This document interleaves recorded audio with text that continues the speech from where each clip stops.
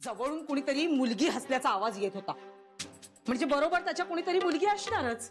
अगं बरोबरच कशाला असायला हवी? रस्त्यावरून जाताना आसपास माणसं असतातच ना. हो बरोबर आहे, पण मी विचारल्यानंतर त्या मुलीचा आवाज एकदम बंद झाला आणि हा घाबरला.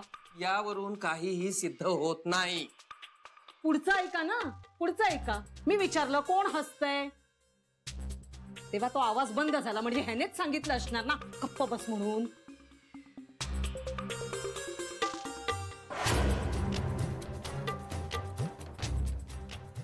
काय हो सांगा ना, त्याशिवाय का तो आवाज एकदम कमी झाला?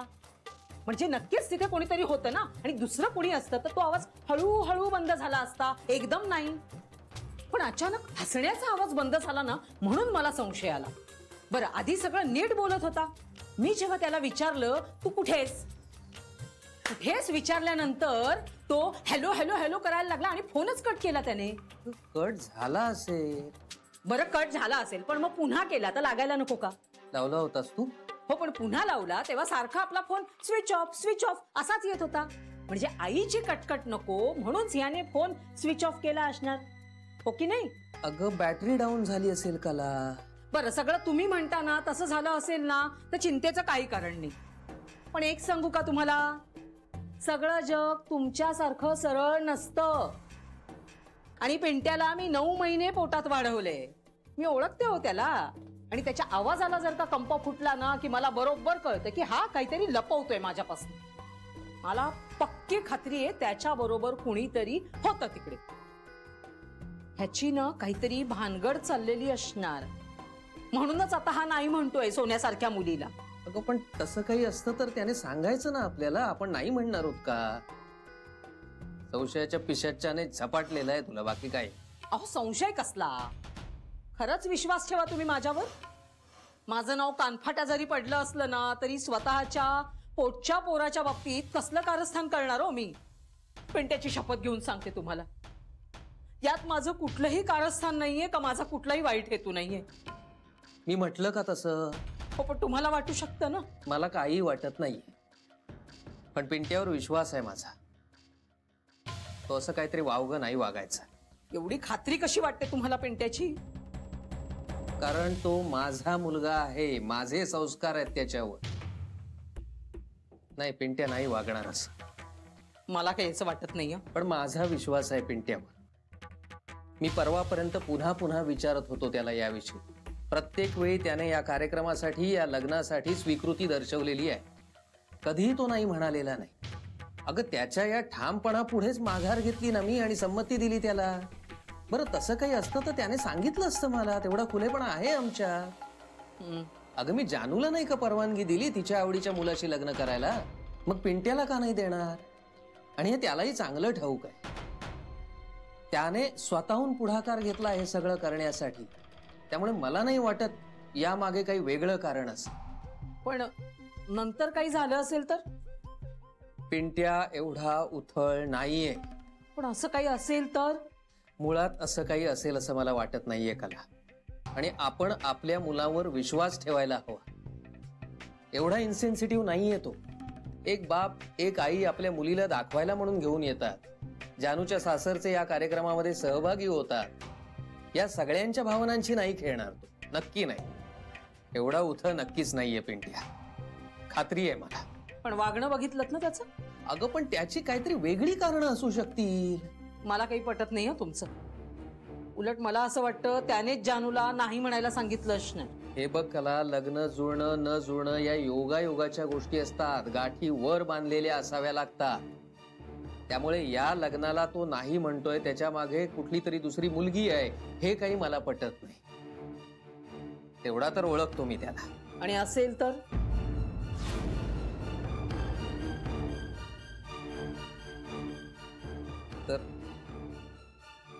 तर मग मी नाही ओळखलं त्याला असं म्हणावं लागेल.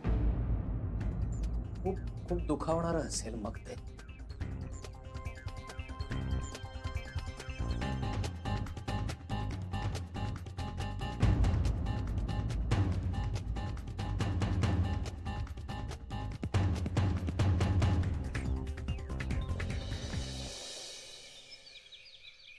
आईजी,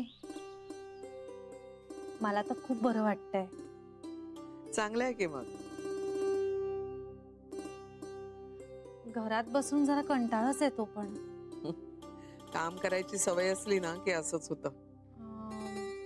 आईजी, मी ऑफिस जॉईन करू परत? तुला वाटतंय तुला जमेल? हो आईजी.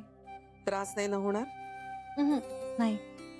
पण काहीही कमी जास्त वाटलं तर फोन करायचा आणि घरी यायचं. हो आईजी. मग जा, चालेल. थँक्यू. उद्यापासूनच जाते. तुला वाटेल तसं. मी आज बाबांकडे जाऊ, चालेल? बाबांकडे? हा, ते पिंट्याचं जरा म्हणजे जा ना. मला स्पष्टीकरण द्यायची गरज नाहीये. नाही, मी सगळं सांगेन तुम्हाला, पण नंतर. तुला वाटलं तर सांग, नाही सांगितलंस तरी चालेल. शेवटी तुझ्या माहेरचा प्रश्न येतो. मला समजायलाच पाहिजे असं काही नाहीये. तेव्हा तुला हवं तर सांग, नाही तर नको सांगूस, काहीही. सांगेन मी आईजी, लवकरच. ठीक आहे, पण बॉदरेशन नको त्याचं. थँक्यू आईजी. फक्त आता मी आईंना. मी सांगते तिला, नको काळजी करूस, जा.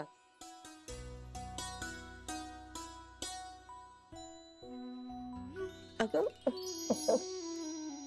थँक्यू आईजी. हळू हळू हळू. सॉरी.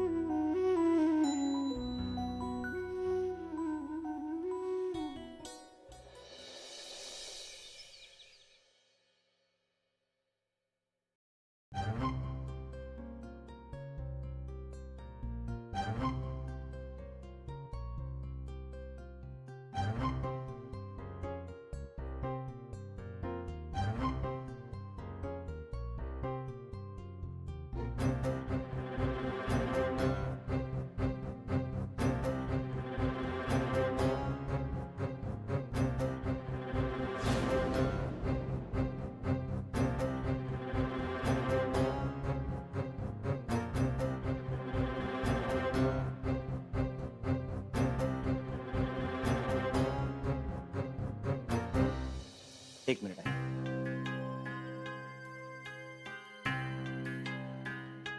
बाबा, निघतो मी. हो, ये. सावकाश जा.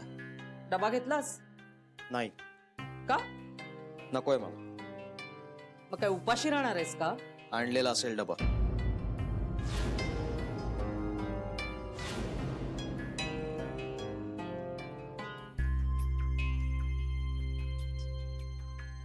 म्हणजे मित्र आणणार आहे. तुझ्या मित्राकडे काय पैशाचं झाड आहे का रे? हा, रोज रोज तुला डबा पुरवतो ते?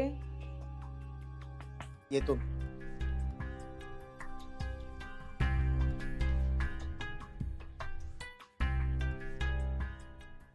अहो, मी पाहिला त्याचा फोन.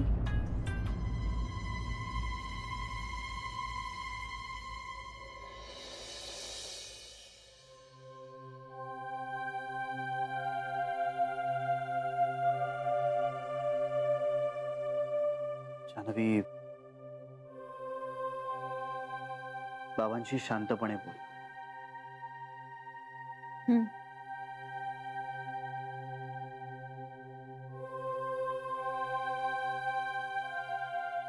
आणि शक्यतो सगळं खरं खरं सांग. मलाही तसंच वाटतंय, कारण एक खोटं बोललं की ते लपवायला 10 वेळा खोटं बोलावं लागतं. त्यापेक्षा खरं बोलून मोकळं झालेलं बरं ना. आणि त्यापेक्षा महत्वाची गोष्ट, ज्या सहजतेनं पिंट्या बाबतीत हे सगळं तू स्वीकारलंस ना, तितक्याच सहजतेनं बाबा हे सगळं स्वीकारतील असं गृहीत धरू नकोस. कारण एक जनरेशन गॅप आहे. वयाने पिंट्याच्या आपण जास्त जवळ आहोत. त्यामुळे पिंट्याचं म्हणणं आपण समजून घेऊ शकतो, त्याचं म्हणणं आपल्याला लगेच पटू शकतं. पण बाबा जरा वेगळ्या काळात आहेत, त्यामुळे त्यांना हे सगळं लगेच पटेलच असं नाही. होणार आहे. त्यात नेमके ते बाबांचे मित्र निघाले. बरं, ती मुलगी सुद्धा केवढी गोड आहे रे. तिला कसं नाही म्हणू शकणार आहे मी कळतच नाहीये. जान्हवी, तू पुन्हा त्याच इमोशनल ट्रॅकवर जातेस. अरे पण श्री, वस्तुस्थिती आहे ना, ती मुलगी दुखावली जाणार आहे. ती दुखावली जाईल, पण काही काळ त्यानंतर तिला साजेसा असा एखादा मुलगा मिळेल, ती त्याच्याशी लग्न करेल आणि सगळं विसरून जाईल. पण आता जर हे लग्न झालं ना तर कोणी सुखी होणार. हो, आणि माझ्याही मनात खूप गिल्ट राहील. म्हणजे सगळं माहीत असूनही मी काहीच बोलले नाही. बाबांना निदान माहीत नव्हतं, पण मला तर सगळं माहीत होतं. मग आता स्वतःच्या निर्णयावर ठाम राहा आणि स्वतःला ढळू देऊ नकोस अजिबात. पण तू म्हणतोयस तेवढं डिफिकल्ट नाहीये. म्हणजे बाबा सुद्धा आई अजिंसारखे समंजस आहेत रे, त्यांना कळेल. वेल, तसं खरंच झालं तर उत्तम आहे. पण बाबांना यातलं काहीही पटणारच नाही असंच डोक्यात ठेवून जा. अरे पण मी बाबांना सांगेन ना की मी भेटले सुनीताला आणि ती अगदी आपल्या घरात फिट बसेल अशीच आहे. जान्हवी, हा? अगं पिंट्या आलाय खाली. हो का? हो ना, येतेस का? हो.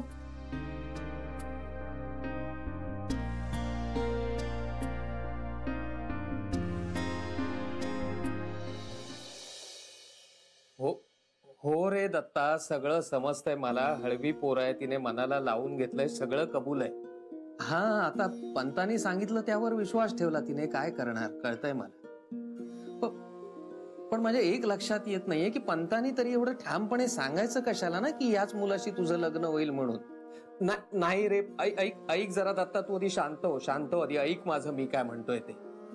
हे बघ, मुलीला आमचा नकार आहे असं काही नाहीये, पण कोण कशी काय हमी देऊ शकतो की याच मुलाशी तुझं लग्न होणार, याच मुलीशी तुझं लग्न होणार म्हणून.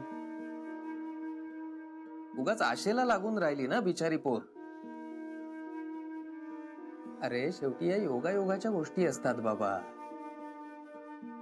कोणी कशी हमी देऊ शकतो याचं मला आश्चर्य वाटतं. अरे नाही, तुझ्या लेकीमध्ये काहीही दोष नाहीये, सोन्यासारखी पोरगी आहे तुझी, 100%. नाही, ते जानूच्या जरा तब्येतीचं आहे ना, घराबाहेर पडता येत नाहीये तिला, म्हणूनच. अरे नाही, आता मी तिला प्रत्यक्ष भेटण्याची वाट बघत नाहीये. मी आता तिच्याशी फोनवर बोलतो आणि जे काही असेल ते कळवतो तुला लवकरात लवकर. हो, हा, सविताला सांग विचारलंय म्हणून. आलीये कुठे, भेटच झाली नाही, पण ती आता आली की मी स्वतः शॉल देतो तिला. आणि हो, आवडली की नाही ते तिलाच फोन लावून देतो, मग बोला तुम्ही तिच्याशी. हा, हो, सांग सविताला. हा, काळजी करू नको म्हणावं. ठेवू? बर.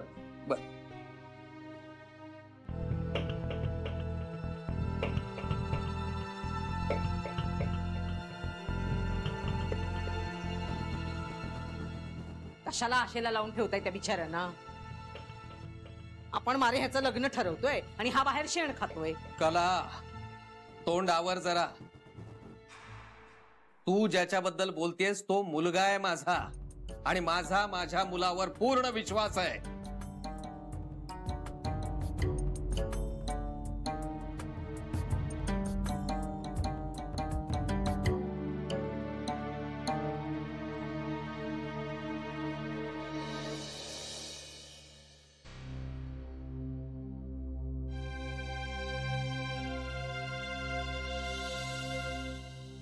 अरे पिंट्या,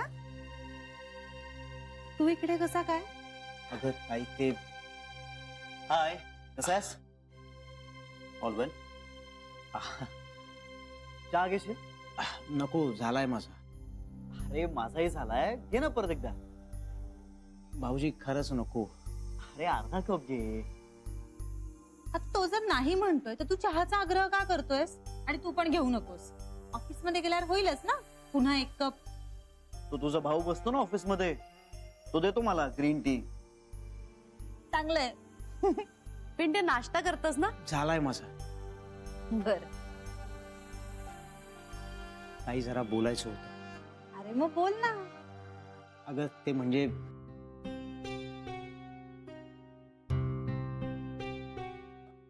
जान्हवी, अगं माझी ना पूजा राहिली, मी करून येते हा.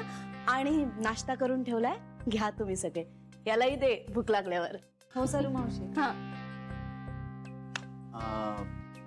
मलाही जरा इम्पॉर्टंट मेल्स पाठवायचे मी वर आहे. नाही नाही नाही भाऊजी, तुम्ही थांबा ना. तुमच्यापासून काय लपवायचं, सगळं माहिती आहे तुम्हाला. पिंट्या, मी आता निघणारच होते बाबांशी बोलायला. आता बाबांची? बरं झालं ताई, मग मी आत्ता आलो. म्हणजे तू आत्ता नको ना सांगूस बाबांना, आत्ता काही नको बोलूस त्यांच्याशी. अरे का पण? अगं बाबांना नाही आवडणार. पण म्हणजे झालंय काय? काही झालं नाहीये ताई, पण तुला माहिती आहे ना, आई ऍक्सेप्ट नाही करणार सुनीताला. आणि बाबांचं काहीतरी वेगळंच आहे. म्हणजे पिंट्या नेमकं काय झालंय नीट सांगशील का? काही झालं नाहीये, पण नाही आवडणार बाबांना. असं काय वाटतंय तुला? काल मी बोलताना ऐकलंय त्यांना. काय बोलताना? आई बाबा बोलत होते तेव्हा ऐकलं मी. अरे हो, पण ऐकलंच काय? बाबा म्हणत होते हा सगळा थिल्लरपणा आहे, आणि पिंट्यानं जर असं काही केलं असेल तर मी अजून त्याला ओळखलंच नाहीये. एक मिनिट पिंट्या, तू काय बोलतोयस आम्हाला काही धड कळत नाहीये. जरा नीट सांगशील का काय बोलत होते? हे बघा भाऊजी, खरं तर मलाही काही कळत नाहीये. म्हणजे पण ताई, तू आत्ता त्यांना नको सांगूस, त्यांना नाही आवडणार. प्लीज ऐक ना माझं, प्लीज. हे बघ, मी सगळं ऐकेन तुझं, पण तू मला आधी सांग, आई बाबा काय बोलत होते? मला सगळं नीट सांग बघू. आणि त्यांच्या बोलण्याचा आणि मी जाऊन त्यांच्याशी जे काही बोलणार आहे त्याचा संबंध काय आहे? ताई, ऍक्च्युली काल सुनीता आणि मी एकत्र होतो. अगं आमचा टाइमपास सुरू होता आणि मी इयरफोन्स लावले होते. मला फोन आला, मी फोन उचलला. आता मला काय माहित, आईचा फोन होता. नेमकं त्याच वेळेला सुनीता हसत होती आणि तिचं हसणं ऐकलं आईने.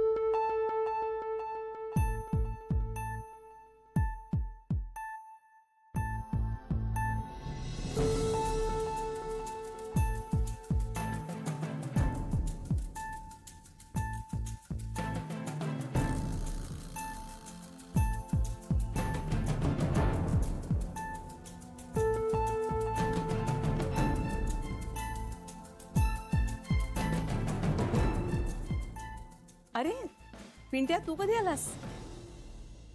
आत्ता चालू. चहा घेशील? नाही नाही नको. बरं मग नाश्ता करून जा. नाही आई, खरंच नको, करून आलोय मी नाश्ता. जान्हवी, तुझं काय? तू करशील ना नाश्ता? काय ग, काय झालं? काही प्रॉब्लेम आहे का? नाही काही प्रॉब्लेम काही नाहीये. पिंट्याला काही महत्वाचे मेल्स दाखवायचे आहेत म्हणून आम्ही माझ्या खोलीत बसतो. हा पिंट्या, जान्हवी, थोडी कोथिंबीर निवडून देशील बसल्या बसल्या? अगं ती पण लागणार आहे आम्हाला. बरं बरं ठीक आहे. आई, मी देते तुम्हाला निवडून.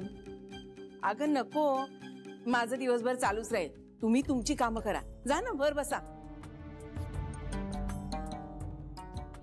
वर चहा पाठव करे. नाही लागला तर मी सांगेन ना. बर, जा मग बसा. बसा. हा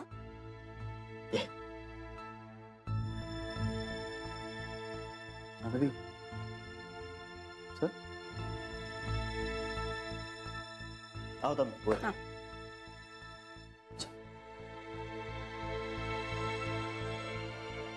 ताई, पिंट्या गेला का ग? नाही, श्रीच्या खोलीत गेले तिघं. अगं बाई, हो का? ताई, काहीतरी टेन्शन आहे असं वाटतंय का? कसा चेहरा पडल्यासारखा दिसत होता नाही त्याचा? हो, टेन्स्ड वाटतोय तो. वाळल्यासारखाही वाटतोय नाही? लग्नाबद्दल असेल बहुतेक काहीतरी. बापरे ताई, त्याच्या टेन्शनमुळे जान्हवीच्या बाळावर काही वाईट परिणाम नाही ना व्हायचा ग? ए वहिनी, नाश्त्याला काय केलंस? इडली सांबार केलाय. काय झालं? काही टेन्शन आहे का?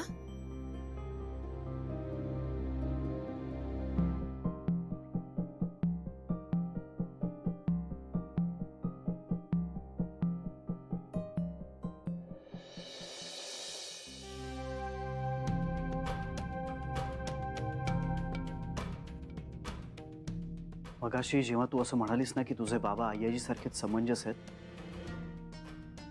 तेव्हाच खरं पोटात गोळा आला होता.